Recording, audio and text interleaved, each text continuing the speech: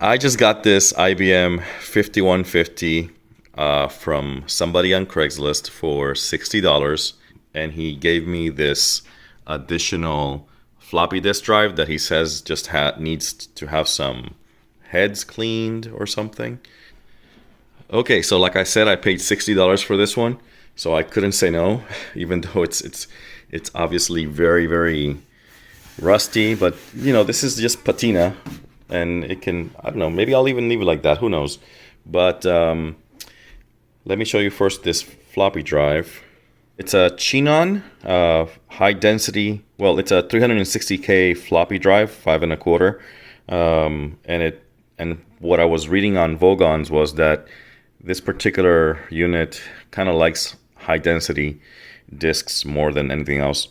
So maybe that's why the guy was having trouble reading discs, because it's kind of selective in what it likes to read. Anyway, I don't have a faceplate for this. I don't even know if I need one or not. Well, it's different than the one down there, so I don't know. I'll keep it around. Maybe I'll make it into like a bench floppy disk if it works. All right, so let's take a look a little bit closer at the computer itself. All right, so one thing that I really liked was this computer craft sticker here. I have an entire collection of these magazines, and so I said, oh, I gotta have this computer because I love these magazines. Let me show you what I mean. So when I was growing up, my father had a subscription to these magazines, and I think I lost them all, but I was lucky enough to find somebody selling the entire collection online. And as you can see here, these are from the early 90s, and computer craft goes back a long time, but the logos look very similar, so that has to be the same. It has to be the same logo, even though there's an overlapping R here. And so having that right there kind of brought back my memories of going through these magazines. And you know, I loved it when the magazines gave you like sample code like this and explained a lot of different things. Well, now I'm kind of deviating, but maybe I'll do another video on these magazines because I really love them. All right, back to the computer. All right, so like I said, I love that. This can probably be redone, except it's, you know, it's kind of patina. But if I plan to use this computer. And in the back, what do I have in the back? Let me see here. Yeah, so let me see. I have another 5150 badge. I was told this had the 135 watt power supply, so we'll take a look at that inside. We have a keyboard port, a cassette port. I don't know what that does. I'm assuming it's a cassette, but I've never seen that before. And here we have like a video card with CJ and a parallel port, so a multi-function card of sorts. I don't know what that is. This could be a RAM card maybe. And apparently this used to belong to LMB Leasing from Dallas, Texas. All right, so let me open it up so we can take a look at what's going on inside. Okay, so we're inside. It was really straightforward. It was just one screw holding the case back there. As you can see here, it comes off, and I just slid it off like that. Anyway, let's go take a look. Yeah, so I knew that felt kind of weird. There's nothing in there. It's just a shell. Interesting. But this drive is in there. That's interesting. And let's see what's going on here. Okay, so we have the speaker. This is the 135 watt power supply, which the guy told me that this is a higher end unit than this normally came with, so that's good. And by the way, I haven't even powered this up yet, so I'm not sure if it works. I'm gonna take the person's word for it, and then maybe at the end of this video I'll power it up really quickly with one of my monitors. All right, so going back to the cards, this is, what is this? Let me take it out. It's kind of loose in there.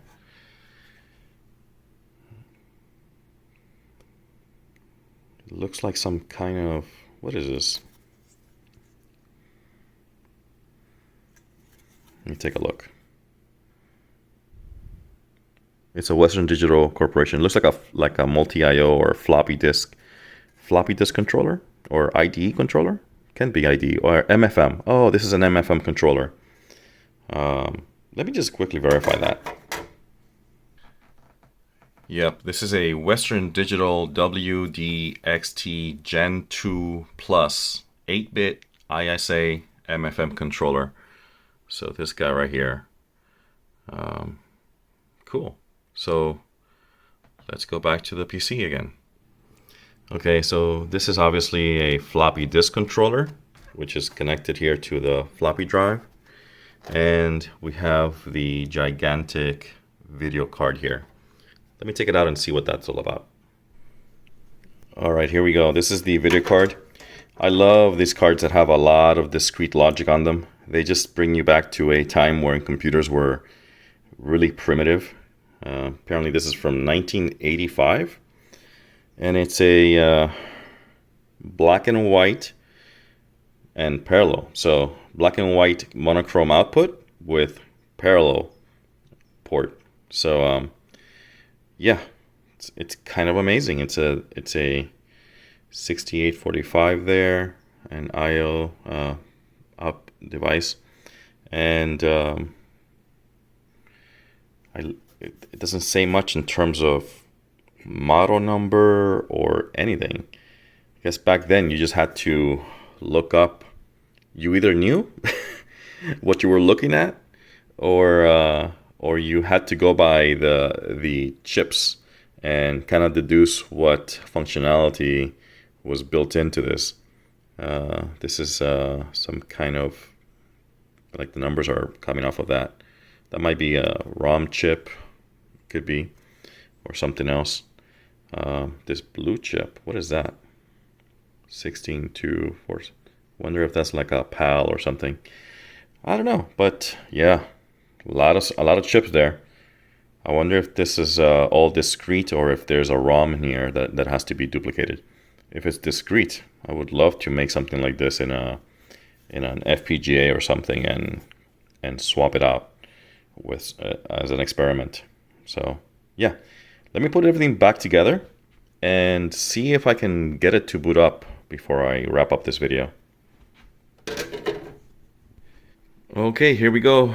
I plugged in my my CRT monitor here. Let me see, do I do it?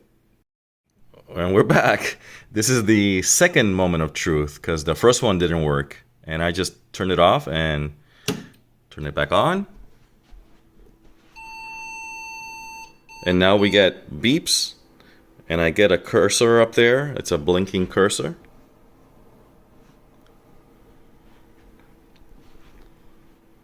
And we wait because this is a 4.77 megahertz computer. And it tries to load DOS from floppy, but there's nothing in there. So eventually it loads BASIC. So yeah, if you like this kind of stuff, check out my other videos. I have a bunch of other things with Packard Bells and I'm gonna have other laptops, vintage stuff, and 286s, thin clients, a bunch of other stuff.